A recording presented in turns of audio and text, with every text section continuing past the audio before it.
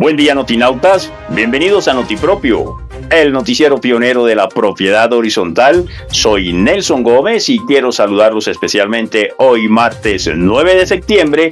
Gracias por su sintonía.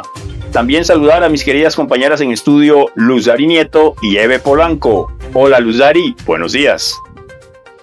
Muy buenos días, querido Nelson, querida Eve, queridos notinautas.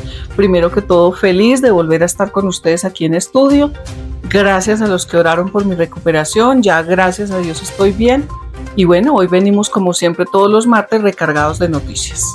Muy buenos días, queridos notinautas. Hoy 9 de septiembre, 8:30, muy puntuales acá para las principales noticias del sector de la propiedad horizontal. Un saludo muy especial para nuestro querido Nelson, así como nuestra querida Luz Dari, quien ya se encuentra totalmente restablecida. Bueno, les anticipo que estaremos haciendo un especial del tercer Congreso de Propiedad Horizontal del Eje Cafetero, congreso organizado por el Grupo Saga y su director Leonardo Patiño, este próximo 11 y 12 de septiembre.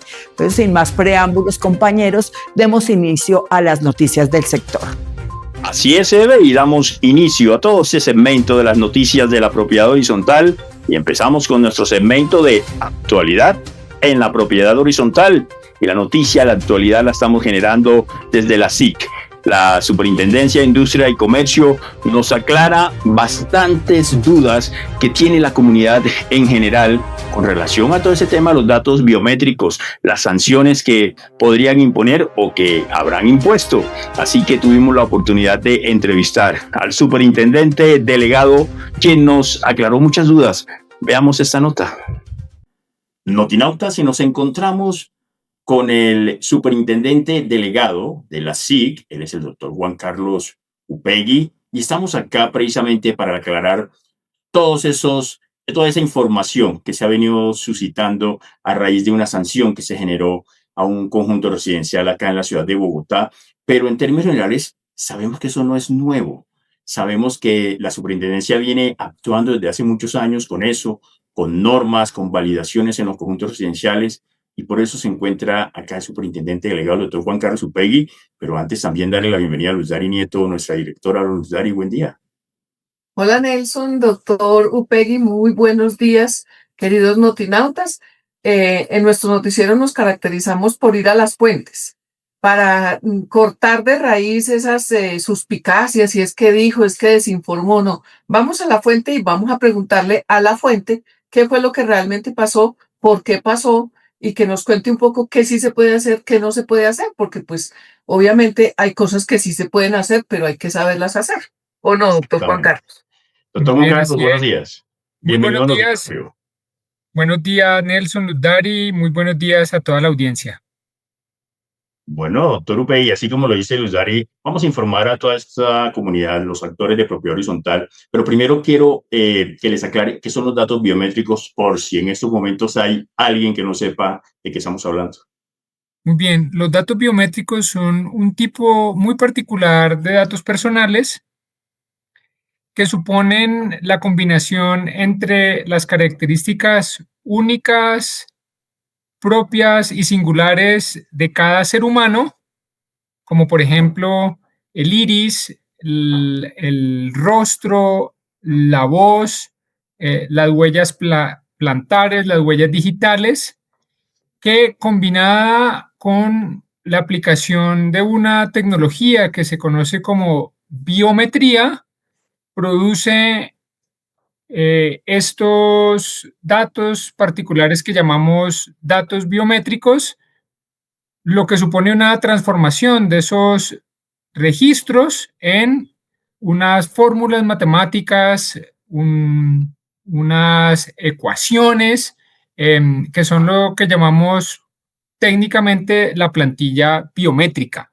Entonces, el dato biométrico, en pocas palabras, es una combinación de esas características únicas y singulares de las personas, aplicada o a la que se le aplica la biometría, una serie de técnicas matemáticas propias que permiten, entre otras cosas, el cotejo o la verificación de la identidad.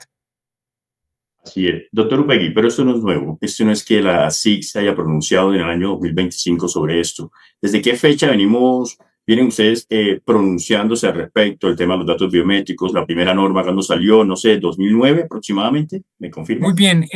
La primera norma que establece una regulación especial sobre los datos biométricos se expide en el año 2012 y está contenida en la Ley 1581 de 2012, que es el régimen general de protección de datos personales. Ahí, en esa disposición, el Congreso de la República estableció dentro de los datos sensibles los datos biométricos y estableció unas reglas muy especiales y muy estrictas para su tratamiento. Y desde entonces, la Superintendencia de Industria y Comercio, como Autoridad Nacional de Protección de Datos Personales, está o ha sido o es la encargada de vigilar que los términos que están contenidos en esa ley efectivamente se cumplan y la protección que dispensa esa norma sobre este tipo especial de datos personales sea una realidad. Doctor Upegui, nosotros pues obviamente conocemos la norma, que existe la ley y que son datos sensibles, que no son datos sensibles. Entre los datos sensibles también está el nombre completo, la cédula, el correo electrónico, esos son datos sensibles, pero entendemos que los biométricos son los que no se pueden repetir, porque si yo pierdo mi correo, pues yo lo cambio. Si yo pierdo mi cédula, puedo sacar un duplicado de la cédula, pero pues obviamente las huellas y eso no se puede. Por eso son estrictamente como más sensibles, podríamos decirlo. Bueno, yo haría ahí una precisión. El nombre o el correo electrónico o la cédula de ciudadanía son datos personales que también están sometidos a las reglas de datos personales. Dentro de los datos personales está la categoría de los datos sensibles, entre los cuales están, por ejemplo, los datos relacionados con la salud, los datos relacionados con la ideología, con el pensamiento religioso, con la afiliación sindical y con los datos biométricos. Los datos sensibles están o tienen un régimen especial porque algunos de ellos tienen un vínculo muy fuerte con la vida privada o con la intimidad de las personas y otros son muy delicados porque su mal uso puede generar condiciones de discriminación o de exclusión. Y por eso el legislador consideró protegerlos o revestirlos con unas reglas de protección especial. Dentro de esos datos sensibles están los datos biométricos y como efectivamente tú lo estabas diciendo, son además sensibles porque son datos únicos. Son datos que revelan cuestiones únicas e indistinguibles o distinguibles de la persona, de la personalidad.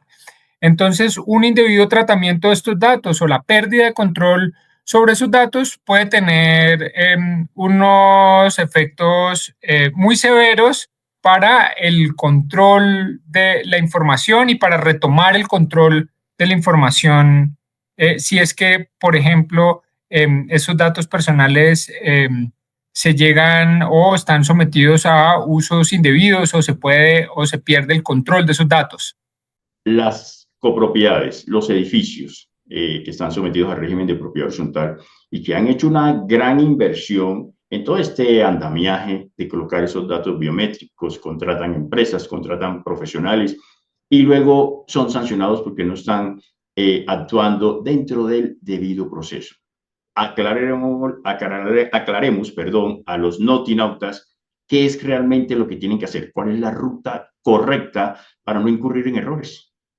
Si se decide optar por instalar un sistema de reconocimiento facial que suponga el tratamiento de datos biométricos de residentes o de visitantes, se debe tener o tomar la precaución de,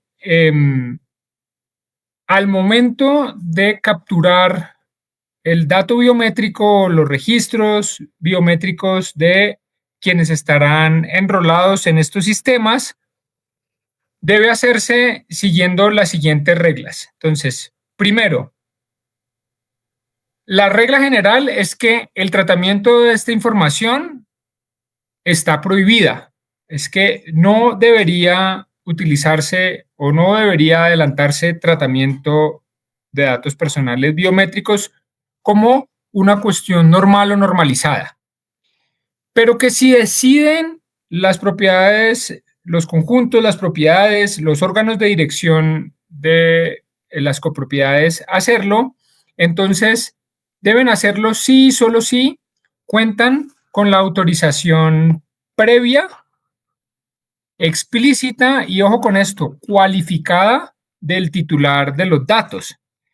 ¿Qué quiere decir cualificada? Que antes de enrolar a una persona en este sistema y de capturar sus datos biométricos, se le debe explicar de forma muy clara, muy completa, primero, que los datos personales que van a ser recogidos son datos sensibles, que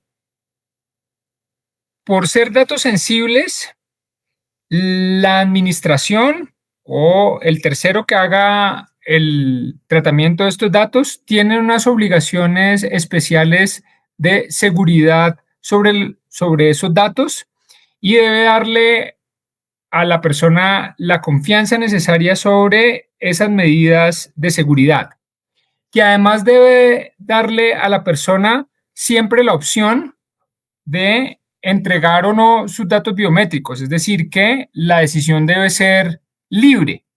No puede ser una imposición de los órganos de gobierno de la copropiedad, y si la persona, después de enterarse de todo esto, esto es, de la naturaleza sensible de los datos, de los riesgos que implica el tratamiento de estos datos, de las medidas de seguridad con los cuales estos datos deben ser tratados y de que no está obligado a entregarlos, consciente, entonces el tratamiento de estos datos personales será legítimo y estará en concordancia o será respetuoso de la legislación en la materia. Doctor, clarísimo. O sea, es espectacular.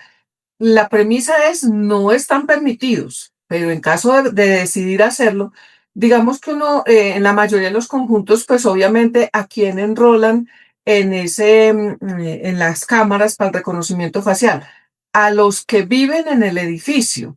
Pero eso entra a ser muy complicado porque dijéramos que si fuesen solo los dueños, digamos que ellos son autónomos y dicen, listo, yo pongo y autorizo para poder entrar más fácil, por seguridad, por lo que sea. Pero con esta avalancha de edificios modernos de arrendamientos cortos y ponen un sistema de esos, se vuelve demasiado complicado llevar ese control tan estricto para poder usar ese sistema.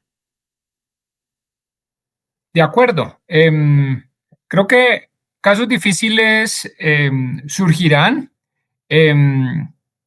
Lo cierto es que la legislación no está pensada para los casos difíciles, sino que está pensada bajo la idea de que aplica de forma general, incluso no solo en relación con el tratamiento de datos biométricos en el contexto de la propiedad horizontal, sino en todos los demás contextos.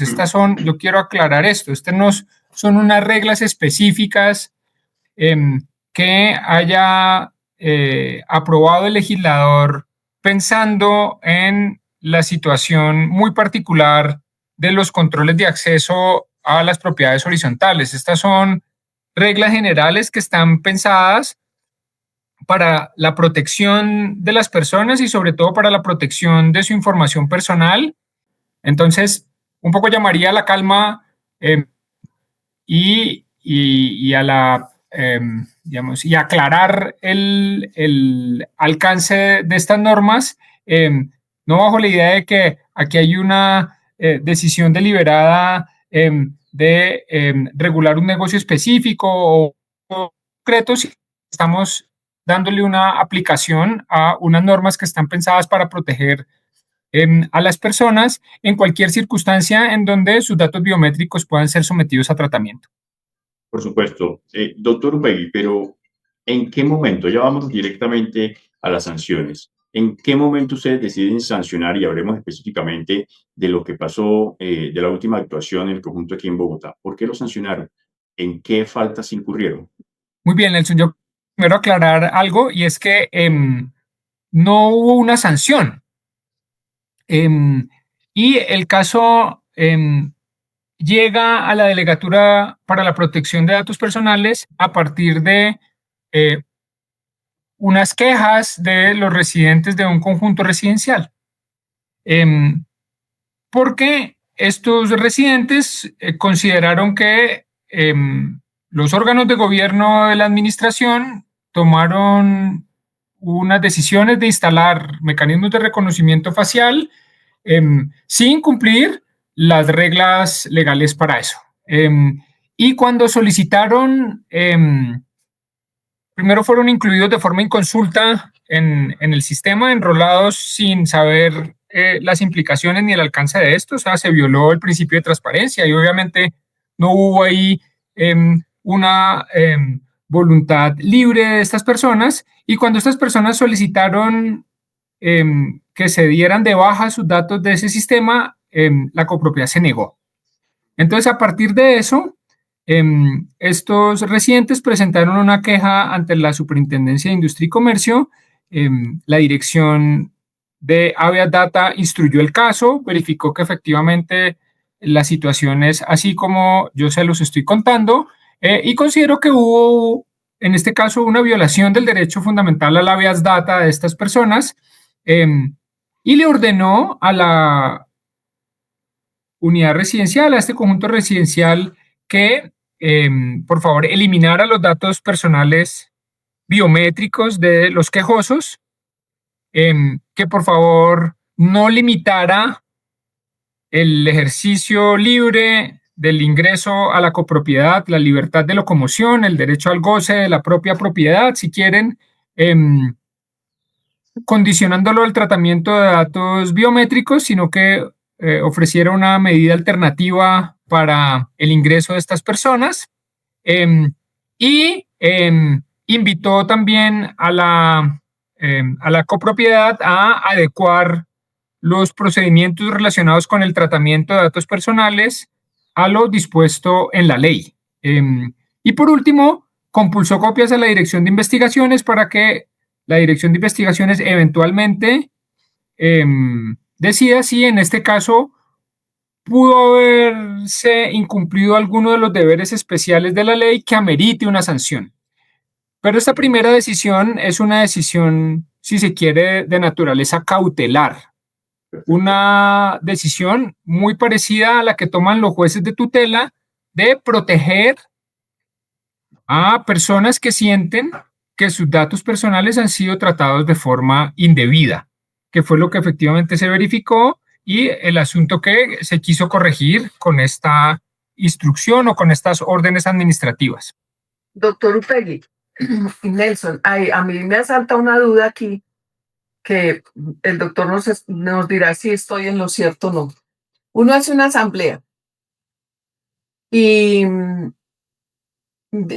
tienen dos quórums. Uno que es el normalito, cuando va a tomar decisiones normales, que es el 50+1, y otro que requiere quórum calificado, es el 71%.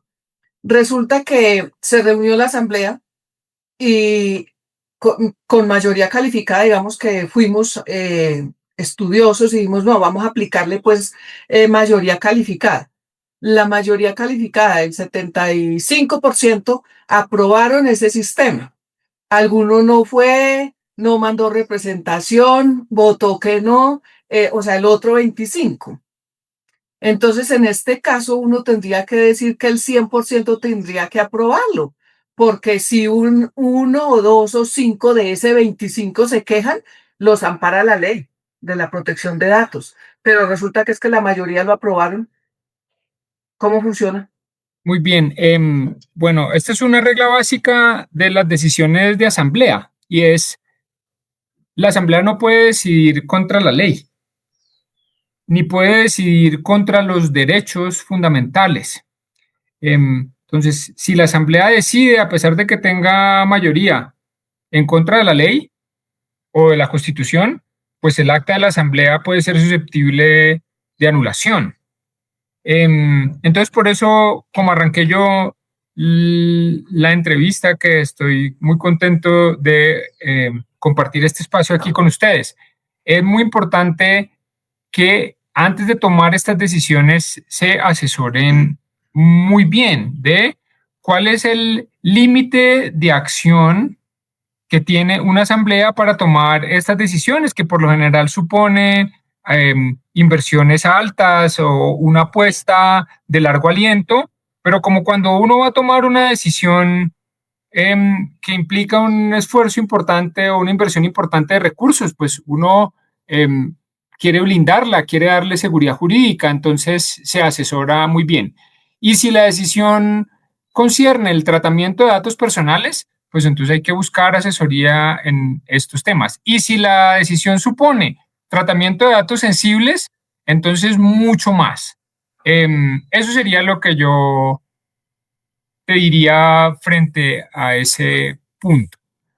Sí, doctor Upegui, ya sabemos entonces que no hubo sanción en ese conjunto y es precisamente todo lo que están comentando. Claramente si hay una desinformación, pues la gente no la tiene muy clara.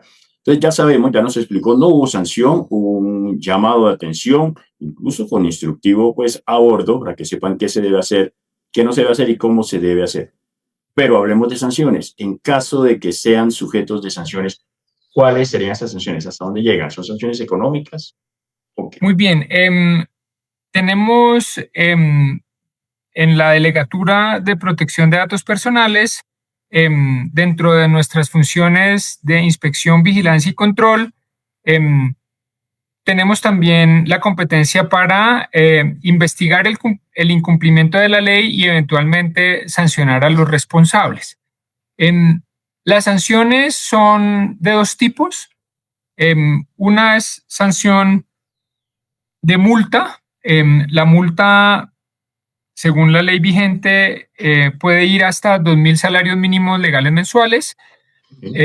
Sin embargo, en la historia de la delegatura nunca hemos impuesto o nunca se ha impuesto una multa por el monto máximo. Por lo general, la multa o la imposición de la multa revisa todos los elementos pertinentes de la investigación, se hace un análisis muy minucioso sobre la naturaleza del responsable, sus activos, su comportamiento económico, con el fin de que la sanción tenga un efecto disuasorio, pero no sea nunca desproporcionada o confiscatoria. Ese es la primera tipo de sanciones. El segundo tipo de sanción tiene que ver con la limitación o la suspensión de actividades de tratamiento.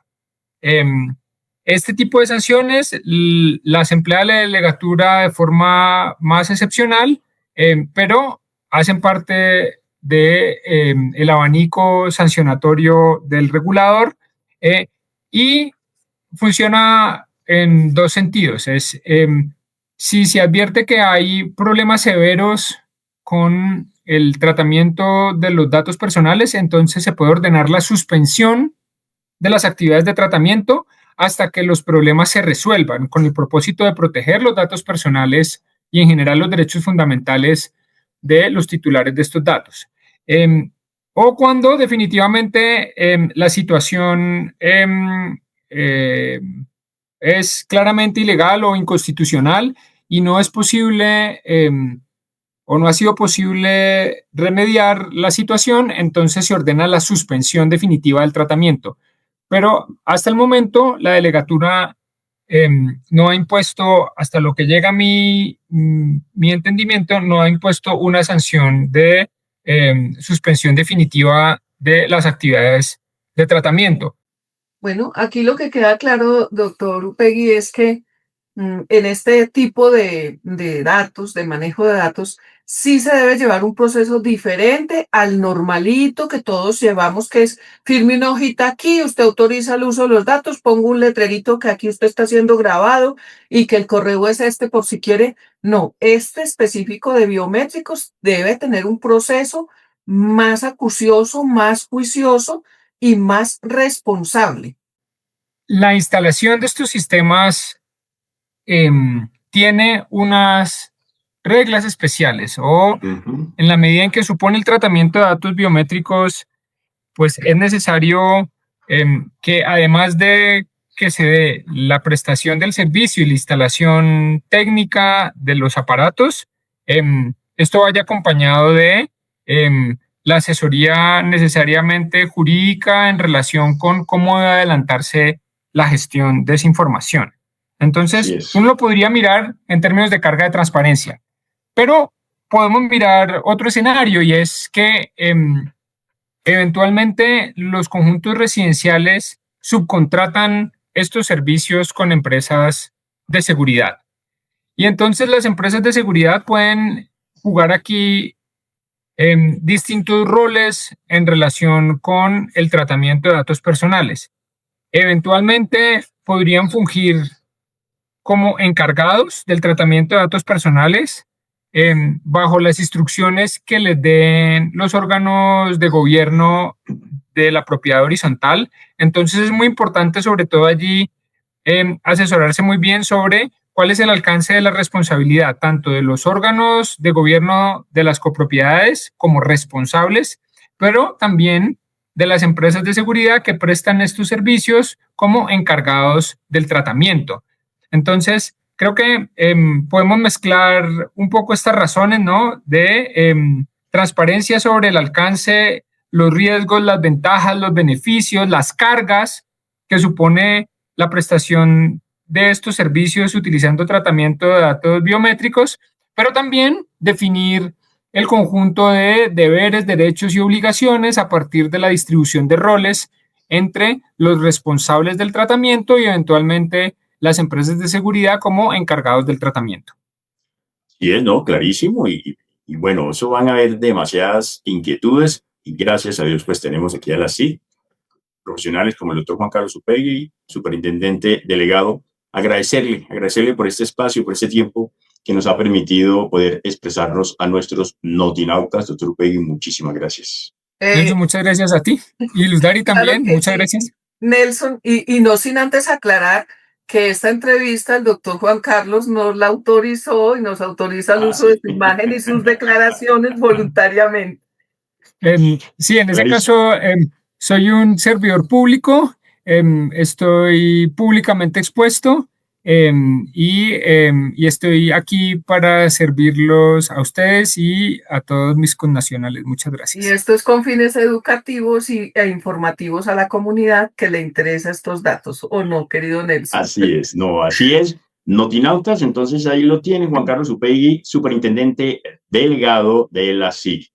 Muchísimas gracias, nos vemos entonces en otra oportunidad. Chao, chao. Y es el momento del ranking, ese ranking que Eve Polanco nos trae semana a semana. Eve, cuéntanos cuál es tu ranking para este día. Queridos notinautas, hoy en nuestra sesión de ranking no les voy a hablar específicamente de un ranking, pero sí les voy a hablar de en qué país y cómo se llama el edificio que tiene el ascensor más rápido del mundo.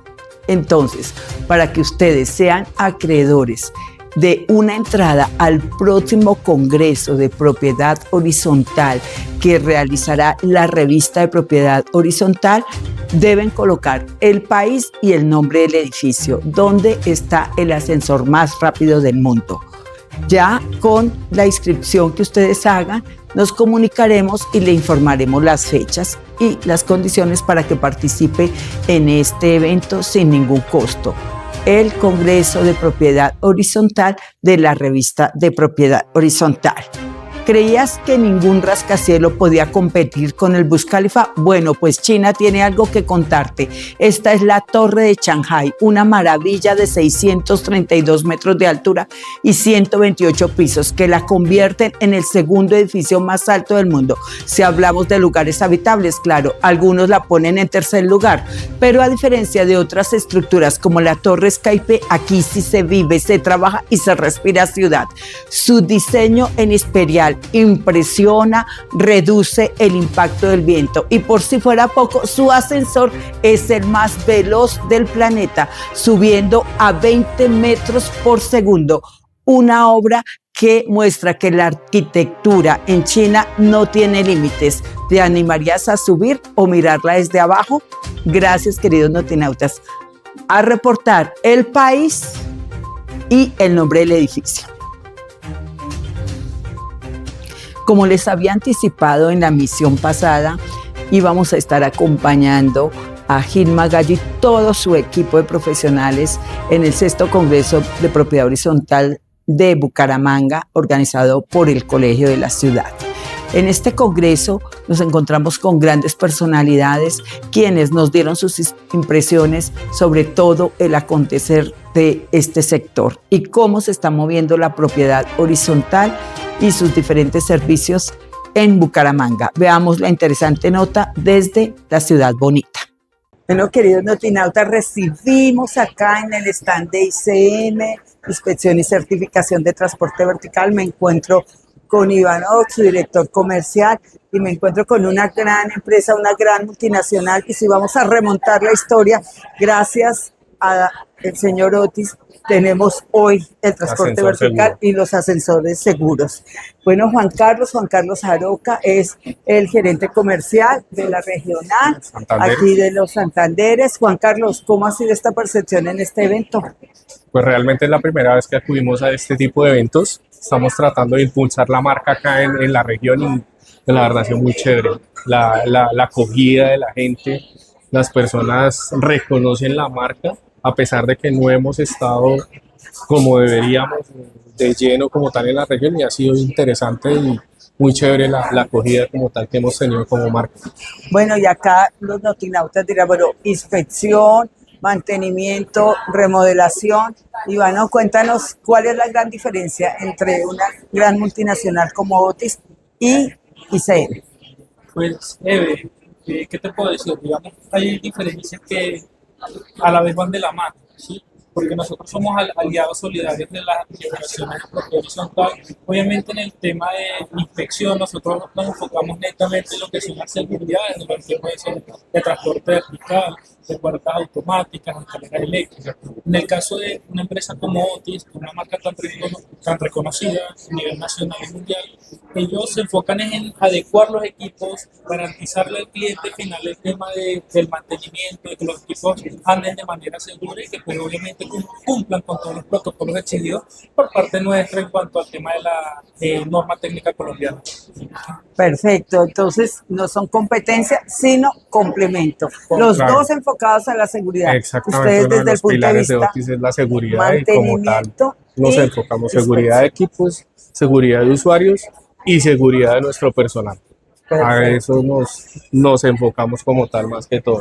Claro, tenemos que dormir tranquilos. Claro ustedes que en sí. su mantenimiento. Y nosotros en la inspección porque verificamos 222 requisitos. Desde tu punto de vista, la gran experiencia que tienes, ¿tú crees que la certificación sí agrega un valor?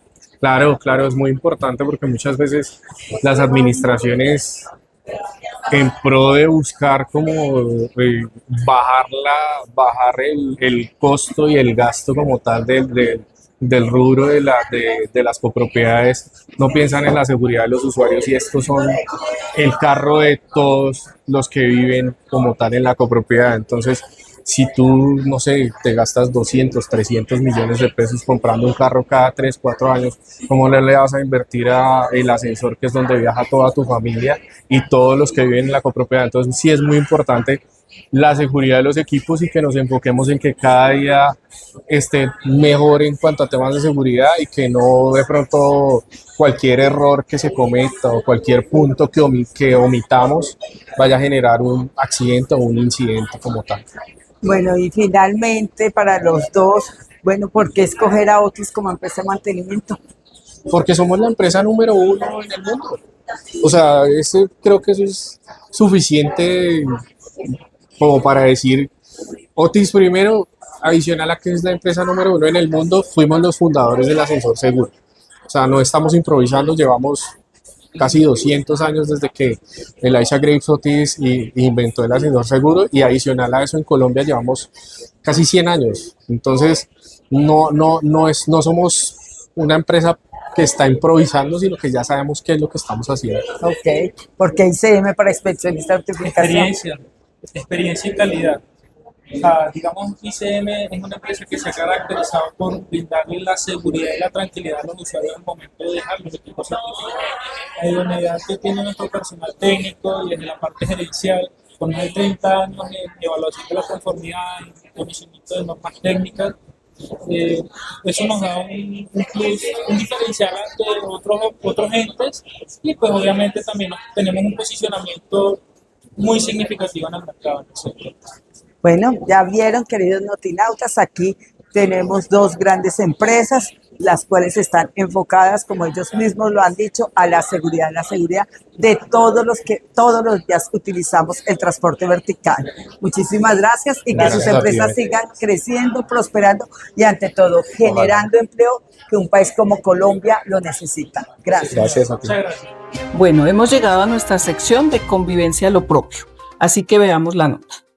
Claro que sí, en esta oportunidad las noticias de convivencia, convivencia a lo propio, así como lo hemos denominado esta alianza entre Propio y la Secretaría de Seguridad de Bogotá. Así que nuestra invitada del día de hoy, ella es Carolina Buccelli, ella es abogada, es profesional de un sector, una línea que llamamos línea de atención contra la violencia femenina, un factor muy importante para todas las comunidades de propiedad horizontal. Así que Carolina, muchísimas gracias por aceptar esta invitación y bienvenida a Notipropio. Hola, muchas gracias por la invitación. Muy contenta de estar aquí con ustedes compartiendo esta información que es tan importante para las personas que habitan propiedad horizontal y las mujeres y en general las familias que se encuentran allí. Perfecto, Carolina. Quiero que nos hables sobre esta línea que están manejando, esta línea para la protección de las mujeres, para esa violencia también de mujeres intrafamiliar y en otras áreas también. Cuéntanos al respecto, Carolina, ¿de qué se trata este programa? Claro que sí.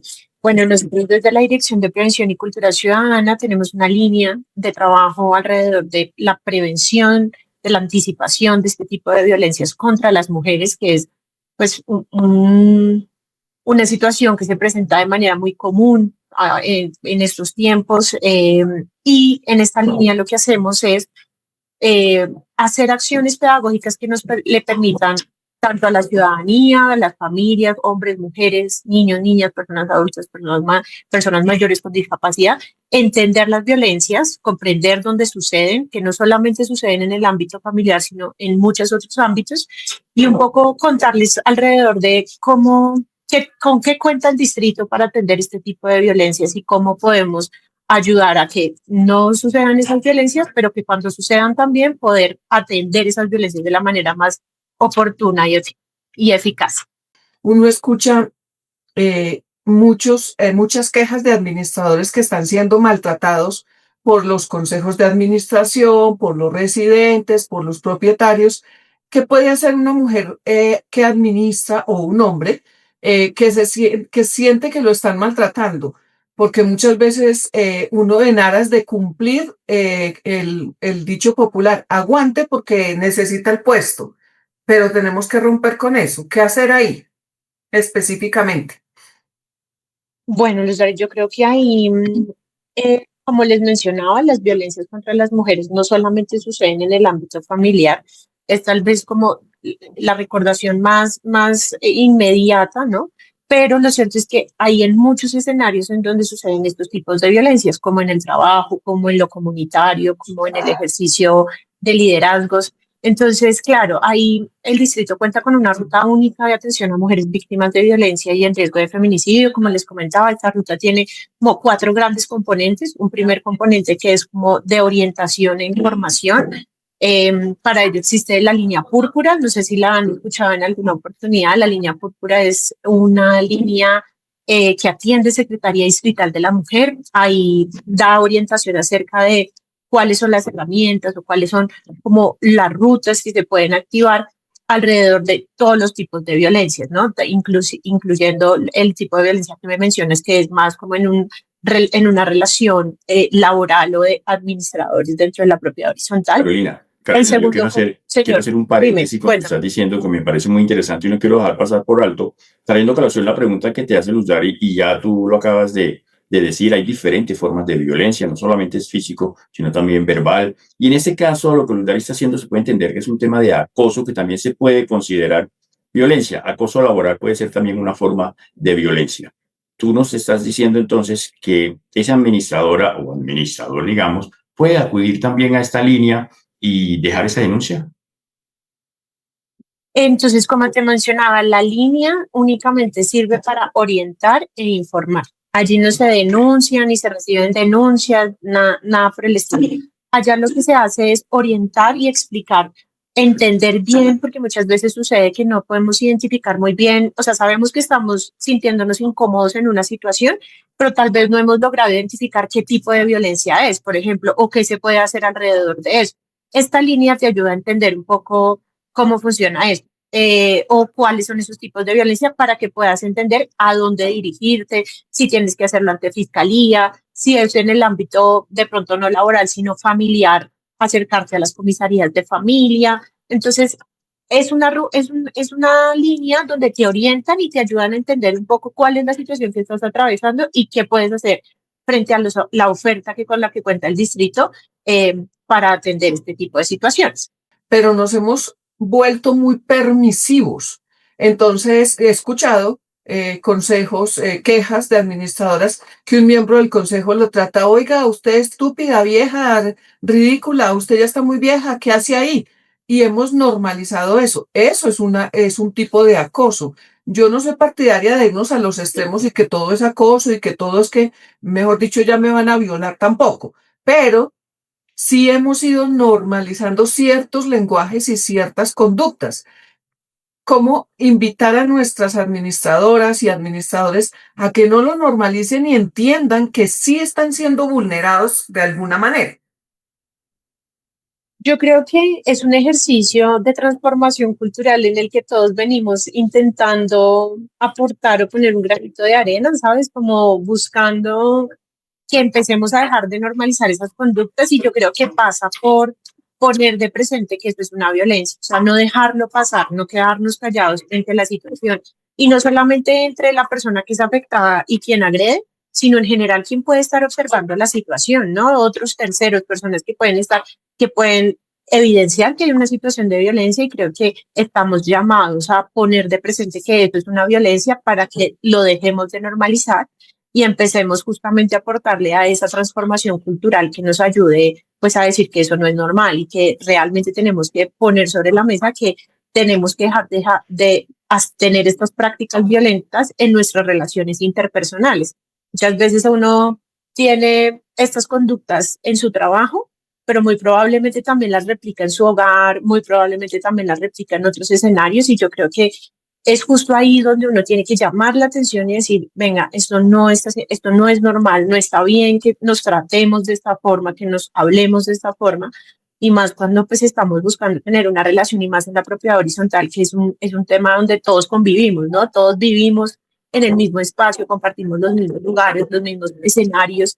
Yo creo que ahí es donde nos toca, pues como estamos llamados a poner de presente que hay una violencia, hacerlo evidente, no solamente entre las personas que estamos implicadas en la situación de violencia, sino los terceros, otras personas que están observándolo y que muchas veces guardamos silencio, pero no, el llamado hoy un poco, la invitación hoy un poco de esa, no nos quedemos callados frente a esta situación y pongámoslas de presente para que las dejemos de normalizar. No hay que ser permisivo para tantas acciones y tantos actos que vemos a diario y en todos los ámbitos, en el transporte público, en la calle, en el supermercado y, como tú lo dices, Carolina, dentro del interior de todas las comunidades de propiedad horizontal. Carolina, ustedes como Secretaría de Seguridad y específicamente la línea en la que tú te desenvuelves, ¿le pueden dictar charlas de capacitación a las copropiedades? Claro que sí, nosotros también, dentro de las acciones que hacemos para la prevención de estas violencias, están unos escenarios de capacitación, o más unos escenarios de encuentro, donde identificamos cuál es la necesidad de esa propiedad horizontal, ¿no? O del grupo al que estemos capacitando, y les damos unas capacitaciones alrededor del entendimiento de cómo funcionan esas violencias, cómo funciona el círculo de la violencia, porque muchas veces uno entra, o sea, se ingresa al círculo, pero no sabe cómo salir de ese círculo en donde somos violentos continuamente y no podemos salir de allí. Entonces, sí, hacemos estos escenarios de capacitación muy de acuerdo a la necesidad, para identificar también lo que les decía un poco ahora de no quedarnos cansados cuando evidenciamos situaciones de violencia pensando que eso no es mi problema o eso no tiene que ver conmigo, porque la realidad y el mensaje que nosotros queremos llevar con esta estrategia o con esta línea de trabajo es que la situación de violencia contra las mujeres y en general la prevención de las violencias contra las mujeres nos compete a todos y todas y a todos los actores de la sociedad, sector público, sector privado, el sector comunitario, los sectores de la propiedad horizontal, en general todos tenemos un rol en la prevención o en intentar evitar o mitigar lo más que podamos la ocurrencia de esas violencias en los escenarios donde estamos. Perfecto. Bueno, Luz Dari, Carolina, yo creo que todo está absolutamente claro. Por supuesto que siempre queremos escuchar más porque son temas tan extensos y tan reales, porque tú lo dijiste, Carolina, es de la cotidianidad y eso no lo podemos dar como que es normal. Que sea cotidiano no quiere decir que lo podamos aceptar como normal.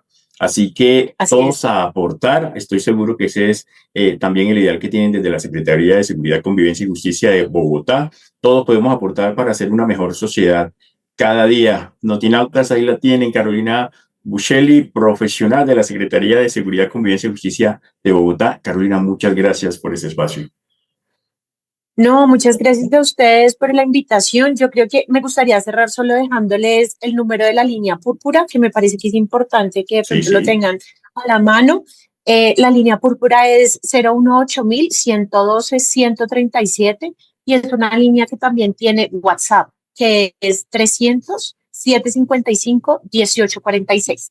Entonces, nada, agradecerles infinitamente por el espacio, muy ameno conversar con ustedes y pues muy a la disposición aquí desde la Secretaría de Seguridad para apoyarles en lo que necesiten. La nota internacional viene desde Panamá.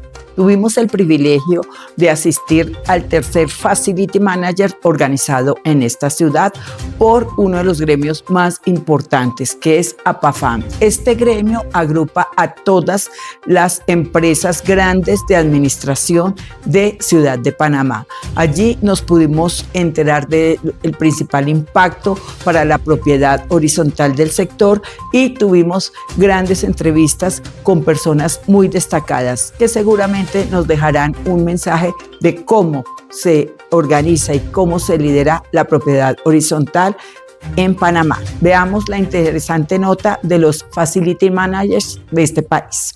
Bueno, queridos notinautas, estamos acá en la preciosa ciudad de Panamá. Estamos en un evento maravilloso organizado por uno de los gremios más importantes de este bello país, que es APAFAM. Y el gremio es el Congreso de Facility Managers. Bueno, y me encuentro con un colombiano, tengo que decirles, hace unos 15, 20 años no nos veíamos, pero nos reconocimos y estamos de 15. Fernando Espina. Fernando, ¿qué te trajo por Panamá? ¿Hace cuánto estás acá? Y cuéntale a todos nuestros nautinautas que sí se puede hacer empresa en Panamá. Bueno, gracias, gracias. Nos conocimos hace tiempo en Colombia. Ella fue la que me certificó la empresa con ISO 9001, así que guardo muy buenos recuerdos. Y en Panamá estamos hace unos años, llegamos aquí en el 2007 solamente como asesores, pero nos formalizamos en el 2018. Y hemos comenzado un proceso de entregar el conocimiento a Panamá en el tema de protección contra caídas y llevar a que, como no existe una legislación en Panamá, podamos tener la posibilidad de nosotros formar a las personas y enseñarles que la vida de los trabajadores en las alturas es muy valiosa. Y hemos estado en diferentes escenarios. APAFAM precisamente es uno de ellos que nos ha abierto las puertas para mostrar la importancia de esto. Estamos aquí con un producto en este congreso que es la parte de puntos de anclaje para las propiedades. También con un software que apoya a los facility managers, pero también muy feliz de habernos encontrado, Eve, la verdad que sí. Claro que sí. Bueno, ¿y cuál es ese tip que le daría allá a nuestros queridos compatriotas que te están mirando? Y si tú pudiste hacer empresa acá en Panamá, ¿qué tip le daría? ¿Cómo debe llegar acá? Bueno, el conocimiento de un colombiano es bien importante. Y quizás una de las cosas que más ha marcado la empresa es traer algo novedoso, bien presentado, mucho trabajo. No podríamos decir que es fácil ingresar al mercado panameño sin estar muy bien preparado en el tema, y sobre todo porque nos marcan unas resoluciones, unas regulaciones colombianas que aquí hay que reevaluar un poco y actualizarlas hacia regulaciones internacionales, que es quizás lo que vale aquí.